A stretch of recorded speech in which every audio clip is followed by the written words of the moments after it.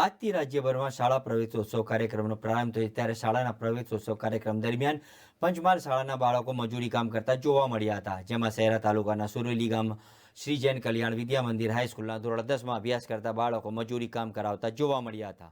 શાળામાં અભ્યાસ કરતા બે બાળકો પાસે શાળાના શિક્ષકો દ્વારા કમ્પાઉન્ડમાં વૃક્ષારોપણ માટે ખાડો ખોદવાનું કામ કરાવવા આવવાનું સામે આવ્યું હતું, તો બાળકો ખાડો ખોદતા હોય તેવા વિડીયો પણ સામે આવ્યા હતા। ત્યારે શાળા પ્રવેશોત્સવ અને કન્યા કેળવણી દરમિયાન બાળકો પાસે આ પ્રકારનું કામ કરાવવું કેટલું યોગ્ય કહી શકાય? જો કે આ બાબતે શાળાના આચાર્ય રમણભાઈ પટેલે જણાવ્યું હતું કે શાળા પ્રવેશોત્સવ કાર્યક્રમમાં વૃક્ષારોપણ માટે ગઈકાલે ખાડો ખોદવામાં આવ્યો હતો, જે ખાડામાં માટી પડી ગઈ હોવાથી બાળકોએ માટી કાઢી ખાડો ઊંડો કર્યો છે।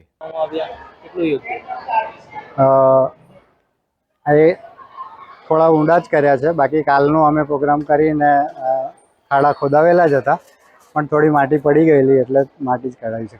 શાળાના બાળકો પાસે આવા કાર્યક્રમ દરમિયાન કરવા કેટલું યોગ્ય છે? માત્ર માટી જ કાઢી છે થોડી ઘણી, બાકી તો ખાડા અમે કાલે આગલા દિવસે જ ખોદાવી નાખેલા હતા।